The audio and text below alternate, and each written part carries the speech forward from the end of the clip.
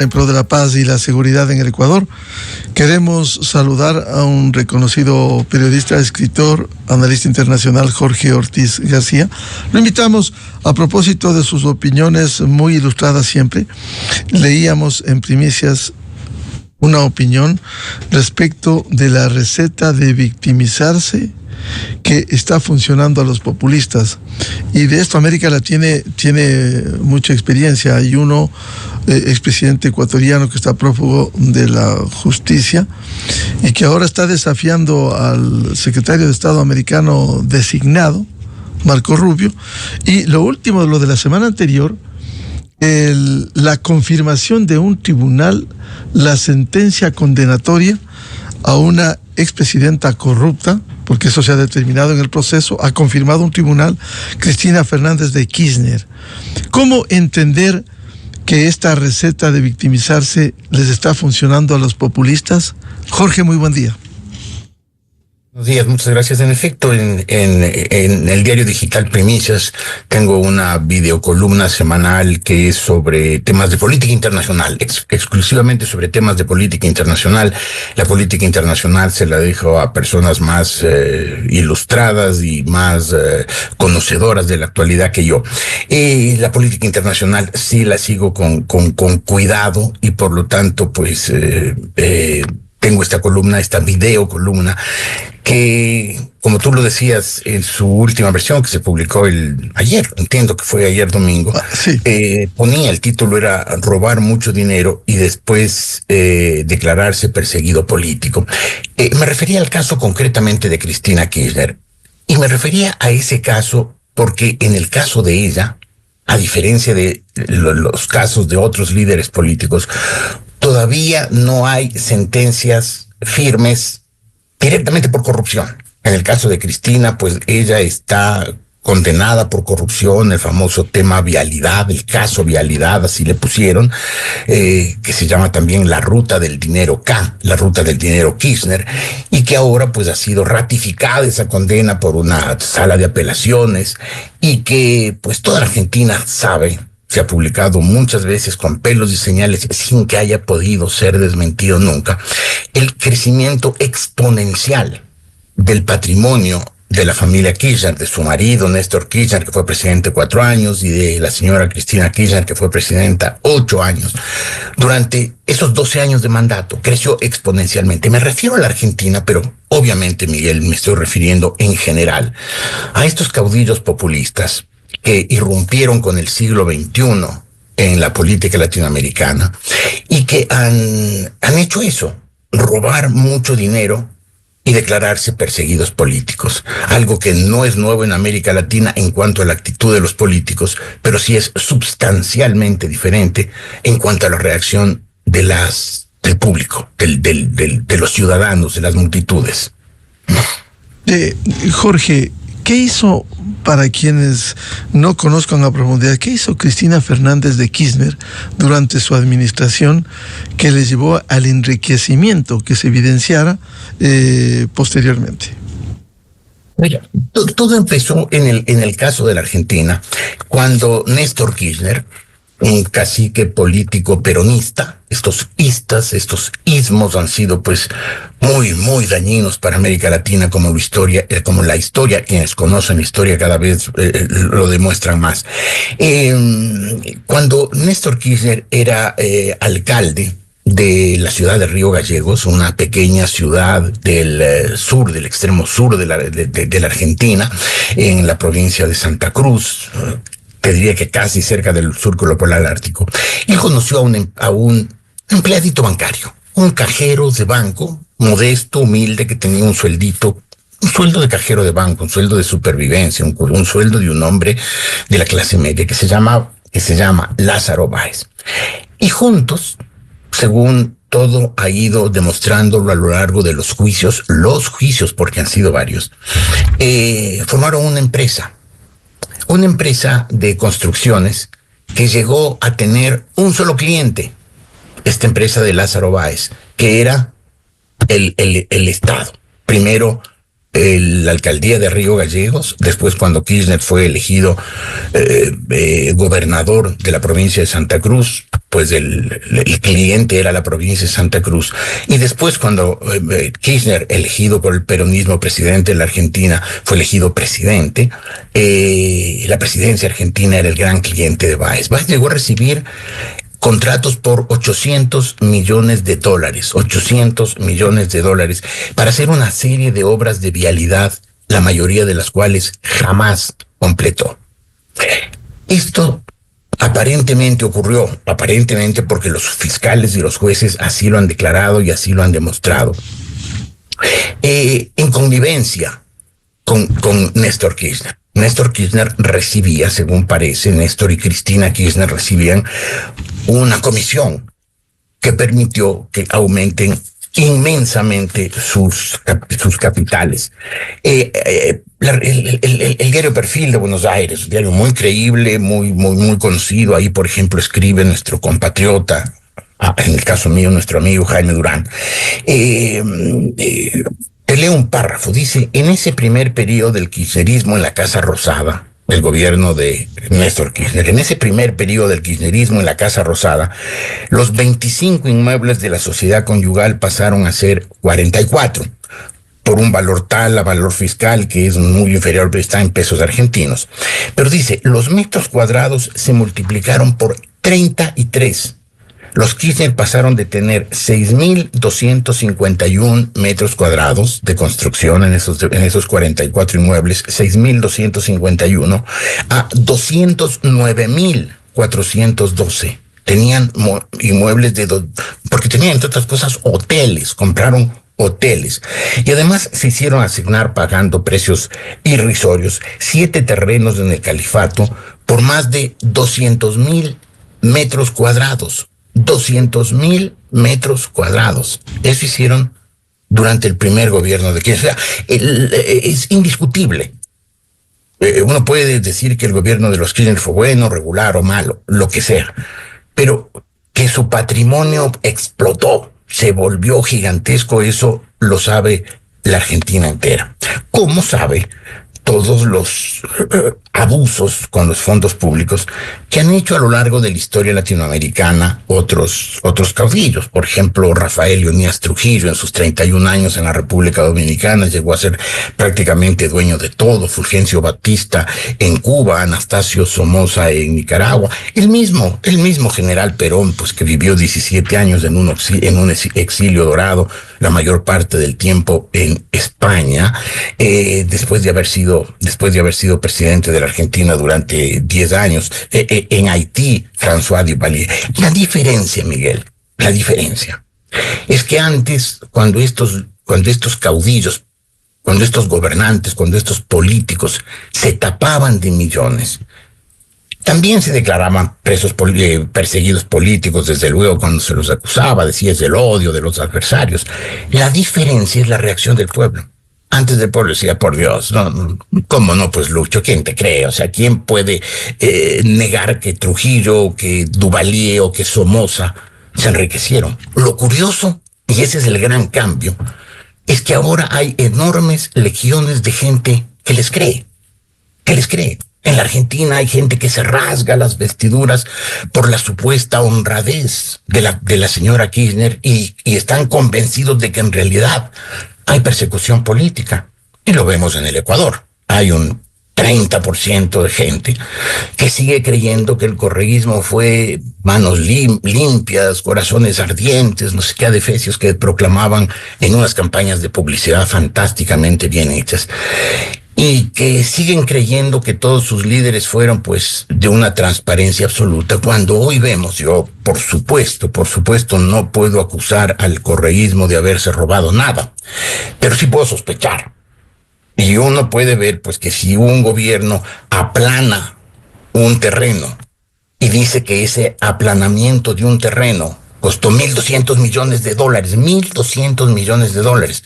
Y después vemos a ese mismo grupo político tener una maquinaria electoral que funciona maravillosamente, con cientos de activistas moviéndose por todo el país, ponderando las virtudes de la revolución ciudadana y los supuestos éxitos del correísmo, cuando tienen cientos de trolls trabajando día y noche. Este momento debe haber un montón de trolls ya llenándome de insultos, con mucho odio y faltas de ortografía y nada de inteligencia ni de originalidad. Pero todo eso cuesta, y uno dice, bueno, ¿de dónde salió? Había un viejo dicho, sacristán que vende velas y no tiene cerería, ¿de dónde pecata mía, sino de la sacristía? Tenemos derecho a sospechar, y la justicia tiene la obligación de seguir con estos casos, aquí y en donde sea, hasta que esta gente no solamente vaya presa, sino sea sancionada, y muy duramente, por la historia. Ahora, Jorge, por los hechos y por las sentencias, como el caso de Cristina Fernández de Kirchner, ya un tribunal de última instancia ha confirmado la corrupción de ella, como en el caso ecuatoriano. Hay un ex vicepresidente que está en la cárcel de Guayaquil sentenciado. O sea, ya cuando hay sentencia y ejecutoriada, simplemente se los llama por lo que dicen los jueces. 10 jueces confirmaron el caso Sobornos y los consideran como una organización delincuencial, dice la sentencia. Es decir, ahí ya no hay ningún aporte adicional. El caso de Cristina Fernández de Kirchner, ¿cuál es el destino de ella? ¿Va a ir a la cárcel? Lo que le han hecho en este momento, suspenderle su jugosa pensión que se había subido. No ir a la cárcel, porque todavía queda una instancia ante la Corte Suprema y una instancia que, por los trámites siempre lentos, engorrosos, pesados de la justicia, pues probablemente tomará varios años. Ella, mientras tanto, ya está preparándose, como lo digo en mi video columna de primicias, para las elecciones legislativas del próximo año, en las que se presentará como la líder de la lucha contra la opresión, la defensora de los pobres, de los explotados, de los descamisados, según la vieja terminología peronista. Lo mismo que hace aquí el correísmo, lo mismo que hacen el sandinismo en Nicaragua, lo mismo que han hecho, lo que hace el chavismo en Venezuela. Administran pésimamente mal los países, hacen unas propagandas magníficas que engañan a cientos de millones de personas, se roban millones de dólares y después se declaran perseguidos políticos. Esa se ha vuelto la fórmula. Lo curioso, te insisto, es que hay gente que les crea, cuando es una fórmula tan obvia que se ha aplicado tantos años, pero que todavía haya ingenuos que, viendo la realidad de cómo viven, dónde viven, cuánto viajan, cómo viajan, muchos de estos líderes políticos, de estos líderes populistas que dicen defender a los desposeídos, pues sigan creyendo que son unos líderes absolutamente transparentes. La diferencia tal vez en el caso argentino y ecuatoriano, de acuerdo a tu pregunta, Miguel, es la institucionalidad, ¿no? La Argentina tiene una institucionalidad mayor. Es uno de los países que más rápidamente se urbanizó en el mundo. Había un momento en que solamente Holanda e Inglaterra eran países más urbanizados que la Argentina. Tenían ciudades.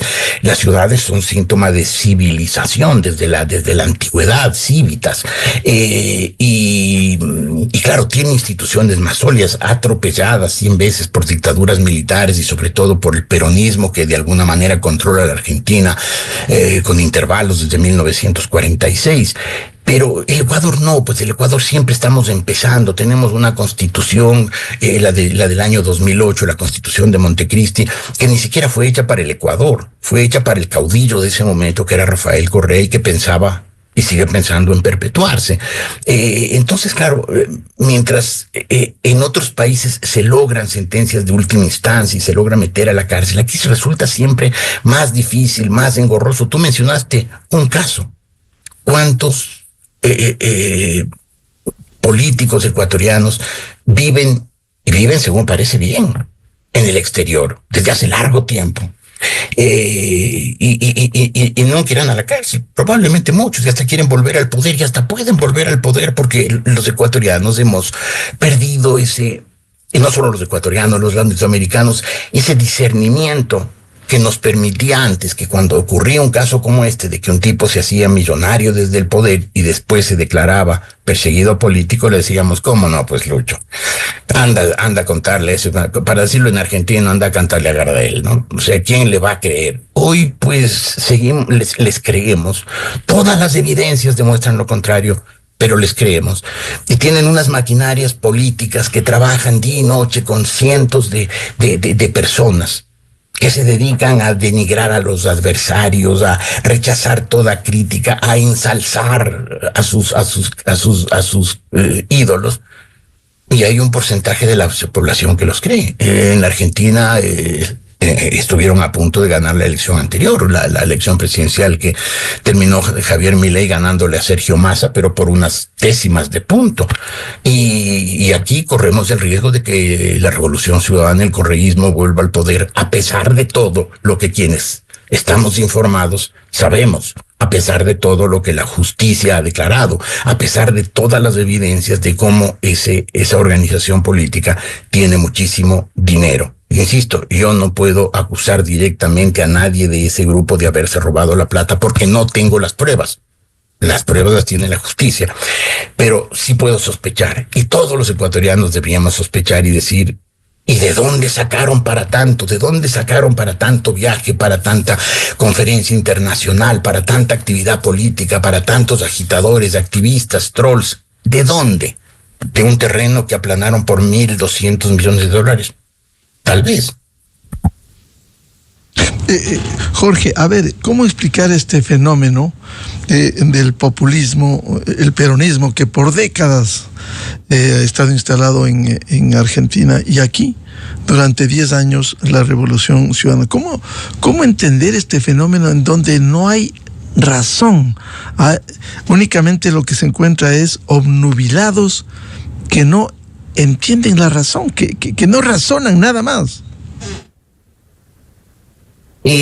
Alexis de Tocqueville, uno de los casi se diría que fundadores de la sociología, que escribió a comienzos del siglo pasado un libro que llegó a ser profético, ¿no? Se llamaba La democracia en América. El francés fue a vivir un tiempo en los Estados Unidos y recorrió ese país que ese momento, comienzos del siglo pasado, ya parecía que iba a ser, gracias a su capitalismo vibrante y a su democracia activa, iba a ser la primera potencia del mundo, un país que tenía 100 años de vida, muy joven, muy nuevo, en un concierto de naciones de muchos siglos, y ya era la primera potencia económica mundial, el país que estaba aprovechando como ningún otro el crecimiento exponencial de la economía, que fue la revolución industrial, que empezó con la máquina de vapor del escocés James Watt. Y él escribió en la democracia en América, y él decía que los Estados Unidos y Rusia parecen estar llamados por la providencia para llegar a ser potencias mundiales. Y en efecto, pocos años después, los Estados Unidos y Rusia, convertida en la Unión Soviética, eran las dos potencias hegemónicas en el planeta, y de alguna manera hoy sigue siendo Estados Unidos la potencia mayor, y Rusia, una vez regresado al régimen capitalista y con una economía que han logrado activarla, pues es un protagonista importante de la escena mundial.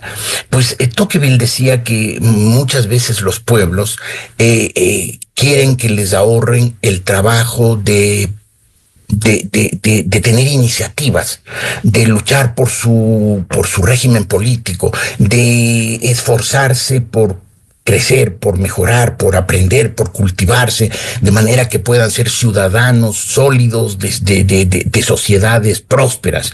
Y decía, incluso hay gente que quiere que le ahorren el trabajo de pensar. Yo creo que hay mucho de eso, ¿no? Quienes siguen a estos caudillos han enajenado su capacidad de raciocinio. Simplemente han decidido, yo le creo al caudillo todo lo que diga. No lo pongo en duda, simplemente agacho la cabeza y le sigo. Y le sigo con fervor, con pasión, convencido de que ese caudillo nos va a sacar de la pobreza, nos va a sacar del abatimiento, nos va a llevar a la prosperidad. Aunque todos los elementos objetivos hagan pensar lo contrario. Hay gente que ha enajenado su capacidad de pensar, y hay en la Argentina millones de peronistas, y hay en Nicaragua millones de sandinistas, y hay en Venezuela millones de chavistas, y hay en el Ecuador millones de correístas, a pesar de que la evidencia de esos 4 movimientos políticos han sido devastadores para sus países, y lo son cada día más. Es extraño, es lo de Alexis de Tocqueville. Quieren que nos libren hasta, que los caudillos nos libren hasta de la molestia de tener que pensar. En el caso de Argentina habrá que esperar el pronunciamiento de la Corte Suprema. Mientras tanto, ella no está inhabilitada, no le han quitado, como fue la decisión de este tribunal, los derechos políticos. No, más aún, dice nuevamente la líder del partido peronista, del movimiento heredero del justicialismo, y que aspira obviamente a erigirse en la primera fuerza de oposición en las elecciones legislativas del año 25. El próximo año pues habrá elecciones en las que, mientras el presidente Javier Milei tratará de consolidar una fuerza de apoyo en el Congreso grande y sólida, el peronismo tratará de volver a adquirir ese poder que hizo que los anteriores presidentes no peronistas vivieran maniatados. Le pasó eso al presidente Raúl Alfonsín, le pasó eso al presidente Fernando de la Rúa, le pasó eso, aunque un poco en menor medida, al presidente Mauricio Macri. Los 3 presidentes no peronistas que ha tenido la Argentina han sido presidentes condicionados, maniatados, sin prácticamente capacidad de maniobra política, porque el Congreso, las instituciones, las gobernaciones han estado en un país federal, que importan mucho las gobernaciones, han estado en manos del peronismo. El objetivo de Cristina Kirchner parece ser el mismo para el año 2025, cooptar el Congreso, ganar más gobernaciones, de manera de maniatarle al presidente Milei. El presidente Milei tiene unos pocos meses en funciones, obviamente hay dudas sobre la capacidad de éxito de su gestión, tiempo al tiempo, pero es evidente que el peronismo ya se está preparando para maniatarlo al presidente Milei, para impedirle que desarrolle sus programas como antes lograron hacerlo con Alfonsín, con De la Rúa y con Macri. O sea, la señora Kirchner, con todo el enriquecimiento de su patrimonio que todo la Argentina conoce, con todas las sentencias, con todos los juicios, con todo lo que se sabe de la ruta del dinero acá, nuestro colega Jorge Lanati hizo investigaciones que demostraron fuera de toda duda cuál era la forma en que sacaban la plata, la ruta del dinero hacia paraísos fiscales, hacia las Islas Seychelles, que se hizo durante el peronismo. Como aquí sabemos, pues, que pasaron algunas cosas raras. Hoy mismo tenemos una central eléctrica, la de Coca-Cola Sinclair, que evidentemente fue mal hecha, con enormes fallas estructurales, que costó un montón de plata y que no ha solucionado en nada un problema eléctrico que se mantiene desde hace muchos años. El Ecuador sigue dependiendo, si no me equivoco, en un 40% de la energía eléctrica que produce la central de Paute, que construyó la dictadura militar a partir del año 72, la dictadura que fue del año 72 al año 79. Es decir, una central eléctrica que tiene medio siglo, funciona más que lo que hizo el correísmo durante años. Y sin embargo, el correísmo hoy acusa a Raimundo y a todo el mundo de la crisis eléctrica en la cual el correísmo, con sus 10 años y medio de poder y con todo el dinero del segundo boom petrolero, debió haberla resuelta. Por lo tanto, el correísmo es tal vez el gran culpable de esta crisis eléctrica. Y sin embargo, hay gente que, como decía Tocqueville, aceptó que alguien piense por ellos y le han entregado al caudillo su fe más allá de la razón. Jorge, en el caso argentino y en general del populismo, estas tendencias lo que hacen es polarizar a las sociedades y poner o estás conmigo o eres mi enemigo. Exactamente, no lo pudiste haber enunciado de mejor manera, Miguel. Esa es la fórmula, ¿no? Rafael Correa, desde que estaba en campaña en el año 2006, tenía una actitud muy agresiva. Yo creo que fui la primera persona que en público insultó algún día cuando todavía estaba de campaña, y había muchísimos periodistas, muchísimos, y tú recordarás algunos de ellos, eran muy partidarios de Rafael Correa y le daban espacio y lo llenaban de elogios y le ayudaban a que crezca en la opinión pública. Yo lo criticaba porque sabía que él era uno de esos caciques provenientes de lo que en esa época era el grupo de la nueva izquierda, del socialismo del siglo XXI, que había diseñado Fidel Castro una vez que la vieja receta, la que funcionó o intentó funcionar a lo largo del siglo XX, receta que era la toma del poder por las armas, no había funcionado en América Latina. Funcionó en un solo país, en Cuba, en 1959. Y de ahí en adelante, pues no se pudo reproducir el modelo en ninguna parte. En Nicaragua los sandinistas tomaron el poder en el año 79, pero no convirtieron a Nicaragua en un país socialista. Se volvió todavía un régimen populista.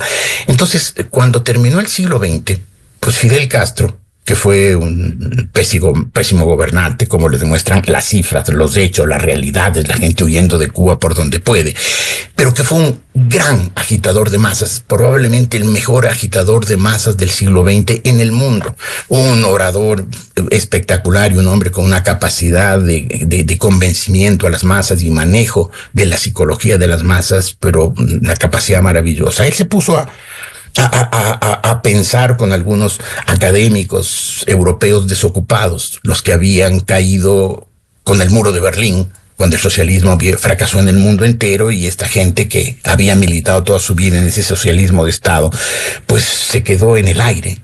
Todo lo que habían creído toda su vida no funcionaba, los hechos fueron mucho más allá de las realidades, fueron crueles con esa doctrina, fracasaron en todo. Pues se dedicó a pensar un nuevo sistema y se le ocurrió esto del socialismo del siglo XXI. Es decir, no tratar de tomar el poder por las armas como lo había tomado él desde la Sierra Maestra, sino tomar el poder con las instituciones de la democracia que llamaban burguesa. Y después, una vez apoderado de los instrumentos de poder de la democracia representativa, destruir la democracia representativa. Eso empezó a hacerlo con el coronel Chávez en Venezuela, ideológicamente dependiente de Fidel Castro. Y después esa receta se propagó y surgieron otros ismos parecidos, el sandinismo, después del chavismo, el sandinismo, el correísmo, el kirchnerismo, que hicieron lo mismo. La fórmula se volvió clara. Toma del poder en elecciones, asamblea constituyente, nueva constitución hiperpresidencialista, grandes poderes presidenciales, y empezar a demoler la democracia desde adentro, concentrando el poder, eliminando la disidencia y eliminando toda forma de democracia genuina que se basa en el equilibrio de poderes. Y eso han hecho, y la gente les cree, y manejan tan magníficamente la propaganda, magníficamente, que logran engañar y mantener engañadas a legiones de personas que, a pesar de la contundencia y la evidencia de los hechos, le siguen creyendo. Es un tema extraño, porque te insisto, la corrupción ha habido siempre en América Latina. Lo que ha cambiado es la reacción de los pueblos, que antes sabían que el líder, que ese líder, ese cacique, ese caudillo robaba. Hoy, a pesar de que es evidente que ha robado, creen que no ha robado y lo siguen creyendo, pues víctima del lofer, la palabrita que se inventaron para justificarlo todo. Soy un perseguido político, soy víctima del lofer, y por lo tanto pues pido a los pueblos que me apoyen, porque yo volveré al poder, yo seguiré en el poder según sea el caso, salvando a los pueblos y en realidad salvándose a ellos mismos de manera evidente. Eso es lo extraño, que con el siglo XXI ha habido este cambio de reacción de actitud de los pueblos, que en vez de condenar a los deshonestos, en vez de entender que usan el poder para fines, primero que nada, de empoderamiento, de ser los todopoderosos, y después, ya todopoderosos, manejar todo, incluso el dinero público a su antojo y para su conveniencia, pues ahora tenemos gente que lo acepta, que lo cree, que le parece bien, o que al contrario no lo cree, que dice no, esto es mentira, es lawfare, es persecución política, es el odio de los adversarios, aunque las evidencias digan lo contrario. Jorge, a propósito de lo que señalabas de Nicaragua también, en donde se reemplazó a la dictadura oprobiosa de los Somoza, recuerdo para registro histórico, lo entrevisté en el búnker, la última entrevista que dio, y de ahí ya cayó porque se había asesinado a un periodista americano y él admitió que se estaba investigando, y a Somoza que le decía que opinaba cuando ese momento, según Gallup International, calificaba a 3 personajes como los más impopulares del mundo: Anastasio Somoza Debayle, Idi Amin y Augusto Pinochet. Pero llega luchando Daniel Ortega para instaurar no solo igual, quizás peor, perennizarse en el poder, al final de cuentas, otra forma de dictadura. Tal vez la misma forma de dictadura, todo el poder en manos de Daniel Ortega, como antes estuvo en la familia de Anastasio Somoza, en él, su hermano el Tacho y todo lo demás, ¿no? Claro, en 1979 los sandinistas tomaron el poder con la misma aura de liberadores que habían tenido los barbudos de la Sierra Maestra en 1959, 20 años antes habían llegado, habían tomado La Habana, se habían desembarazado de una dictadura, además una dictadura ignorante y probiosa, se me fue el nombre, el de Fulgencio Batista, y los sandinistas llegaban con la misma imagen, así de unos jóvenes idealistas, liberadores, que llegaban a tomarse el poder y a sacar a la familia Batista, que además se había adueñado prácticamente de todo Nicaragua. No había buen negocio que no estuviera directa o indirectamente en manos de ellos.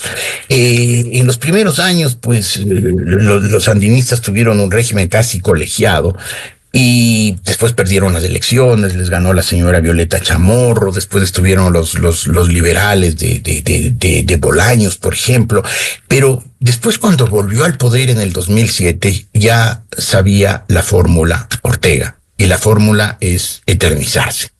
Y se eternizó, se atornilló al poder, y hoy es un líder absolutamente abusivo. Hace 72 horas, hace 3 días, expulsó al presidente de la conferencia episcopal nicaragüense. Lo expulsó del país, lo sacó.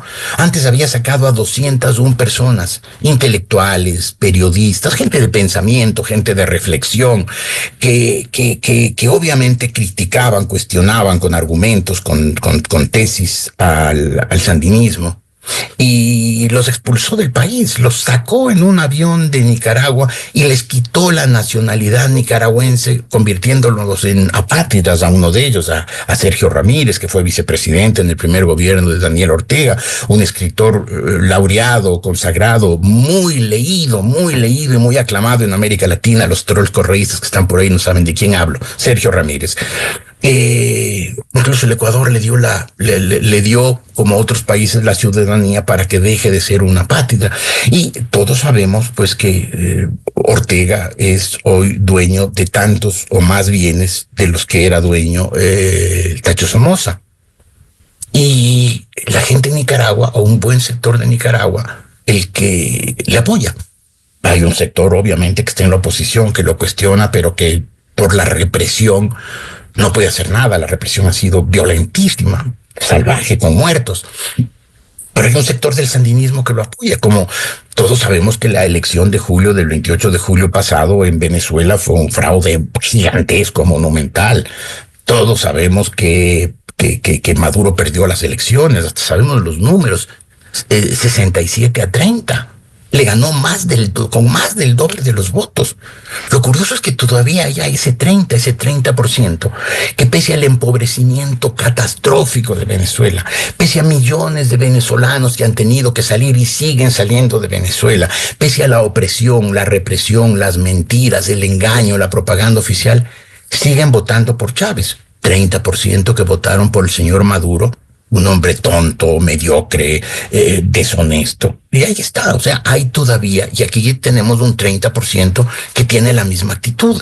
Y sin duda en la Argentina hay un 30%, y hay un 30% de seguidores en Bolivia de Evo Morales, a pesar de que Evo Morales, estamos viendo lo que hace, está paralizando, tratando de paralizar Bolivia para hacer daño al gobierno de su coideario Carlos Arce. Es decir, uno ve estos caudillos dueños del poder, o yo o nadie, después de mí el diluvio, y aunque sea su propio compañero de partido, Arce, pues Evo Morales tiene que paralizarle el país, tomarse la zona cocalera, bloquear las carreteras para que no pueda gobernar, porque son estos seres que se creen iluminados. Aquí tenemos exactamente el mismo caso, un ser iluminado que se cree el único dueño de la verdad, el único dueño de la sabiduría. Lo que es raro es que hay imbéciles que le crean. Claro, el caso de Bolivia es evidente, esta lucha de indígena quien fuera presidente y contra Luis Arce Catacora, que es el presidente, y hay una seria disputa, incluso exmandatarios que le han vendido a sus países siendo y estando acusado en Bolivia de ser hasta un violador de una menor, o sea... tiene juicio por estupro. Está ahí y él quiere impedir, con sus huestes, impedir que la justicia actúe como actúan, como pretenden en Argentina, como han pretendido en el Ecuador, y no termina esa historia.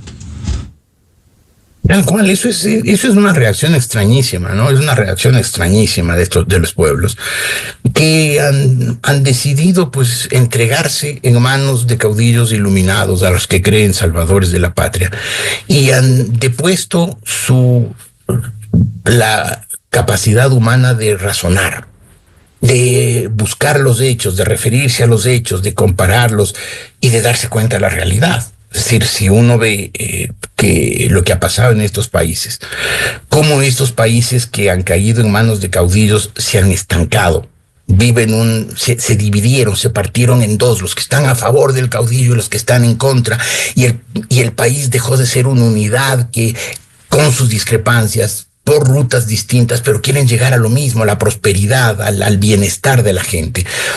Han preferido, pues, estos caudillos que fracturan a sus sociedades, que las dividen, que las parten en dos y que hacen que esas dos mitades se vuelvan irreconciliables, que se agreden las unas a las otras y que se detestan las unas a las otras y que se desean mal las unas a las otras. Es asombroso que sigamos a esos líderes a pesar de la evidencia de los dañinos que han sido. Hay otros países que no han caído en manos de estos líderes. El Uruguay es el caso más cercano, está por elegir presidente, probablemente va a elegir el candidato del Frente Amplio, Yamandú Orsi, y uno ve una izquierda civilizada gobernando, como Orsi es de izquierda, como antes lo fue Pepe Mujica y antes de él fue Tabaré Vázquez.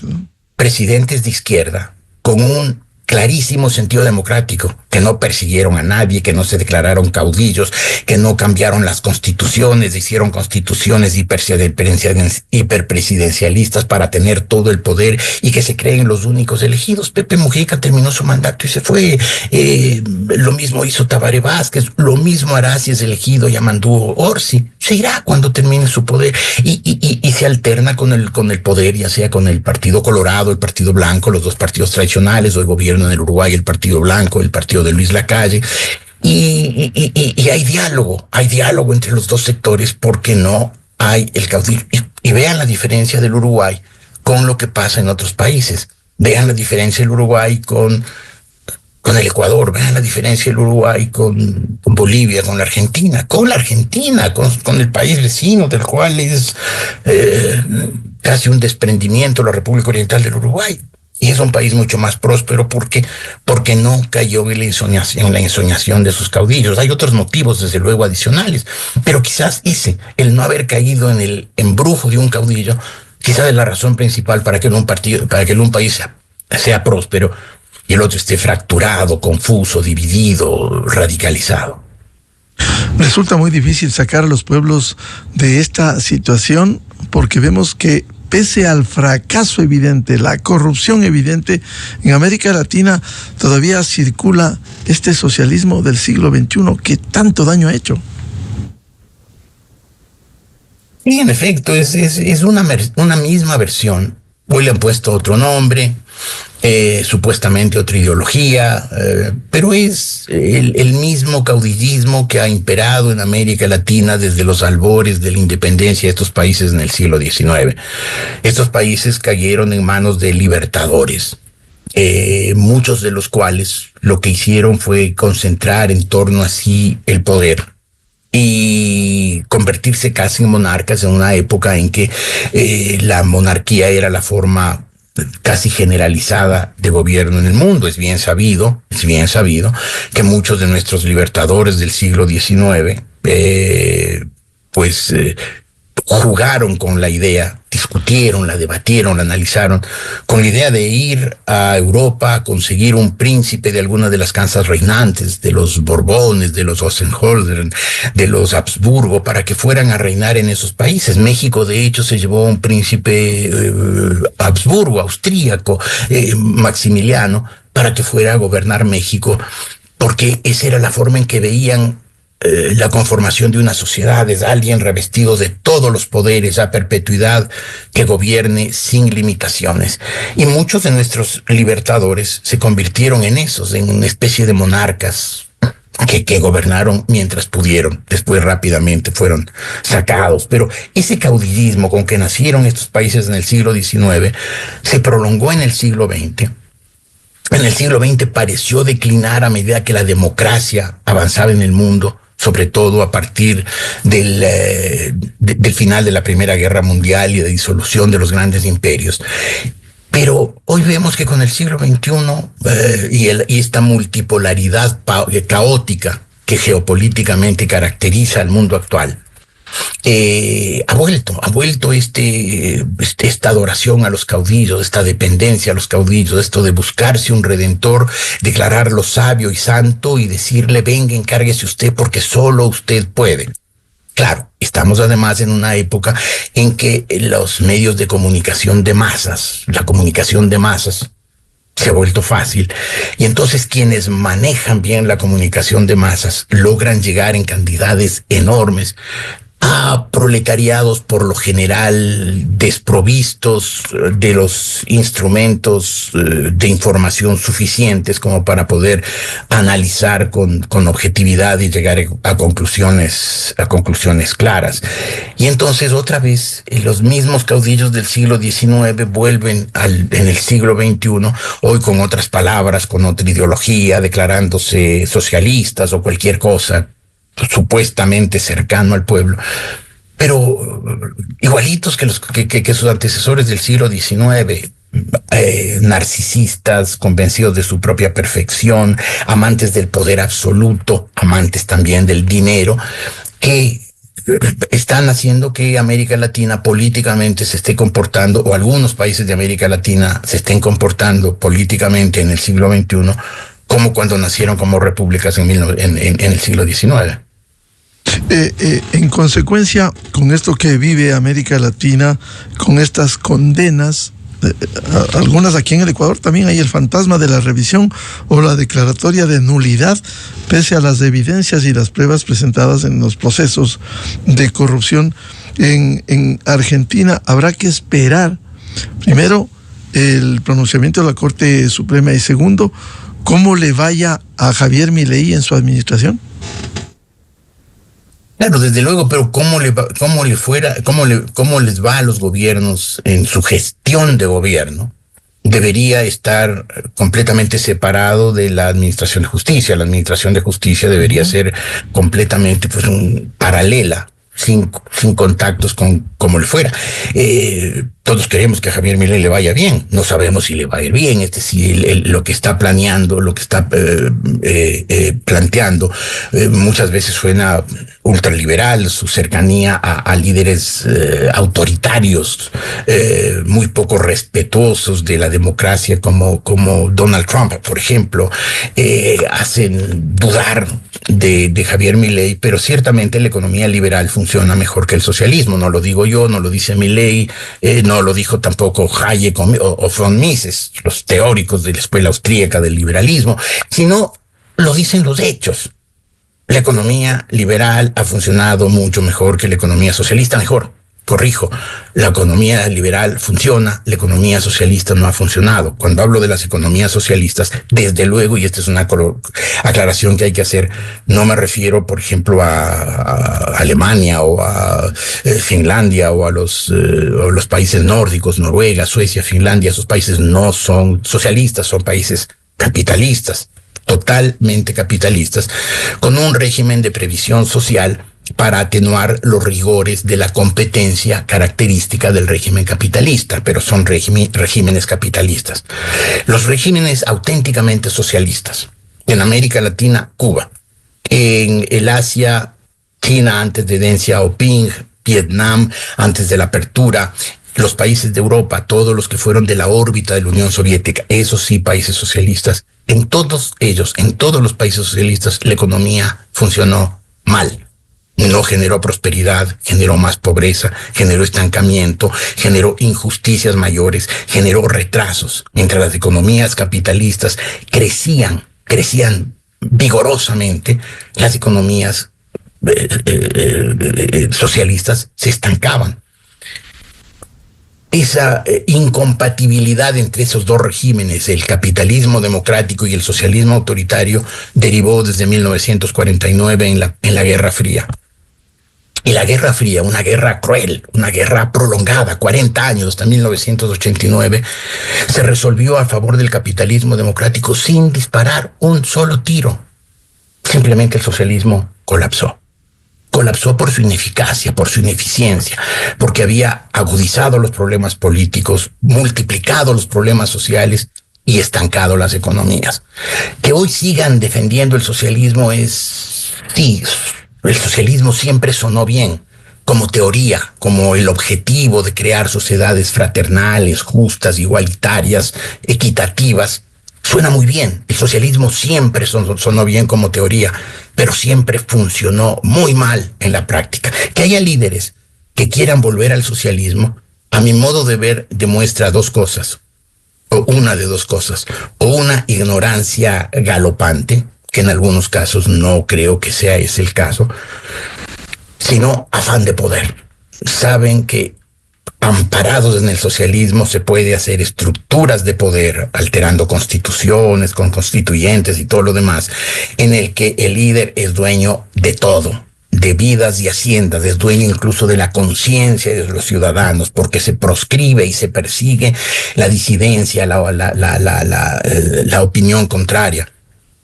Lo sufrimos aquí, en que quienes opinábamos lo contrario nos llenaban de ofensas, de agravios, de calumnias, de campañas de descrédito. Y lo han sufrido otros pueblos donde ha pasado lo mismo. Pero el hecho real es que las economías liberales funcionan. Si el señor Milei logra, con una economía liberal, devolverle a la Argentina a la posición de potencia que alguna vez tuvo. Él dice que llegó a ser la primera potencia mundial, los números más bien dicen que llegó a ser en algún momento la sexta potencia mundial, pero en todo caso era un país poderoso, con una economía liberal. Pues cuando cayeron todos los experimentos populistas y socializantes que empezaron con el general Perón en 1946, la Argentina se estancó y terminó siendo lo que es hoy, un país más del tercer mundo, con pobreza, con inestabilidad, 52% de pobres. Asombroso, un país con esos recursos, empezando por los recursos humanos, impresionantes, maravillosos. Pero así pasa, ¿no? Quizás en el mundo falta un poco de conocimiento de la historia, ilustración, para que la gente pues no caiga en la tentación. Socialismo suena a justicia, por lo tanto soy socialista. Pero la realidad dice el socialismo que genera más injusticia y genera opresión.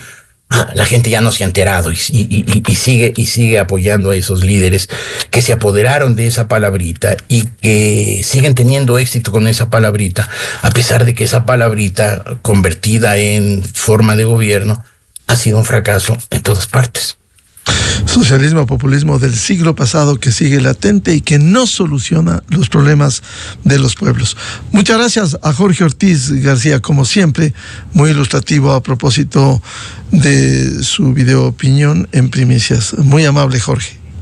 A ti, Miguel, muchas gracias, buenos días. Muy amable. 7:33 en el territorio continental ecuatoriano. Vamos a una pausa y ya volvemos buscando la verdad con el analista político comunicador Lolo Echeverría para hablar temas de interés en la coyuntura política. Desde 1984 con Gonzalo Rosero. La revista de opinión Democracia. Siempre líderes, siempre confiables. Enseguida regresa Miguel Rivadeneira.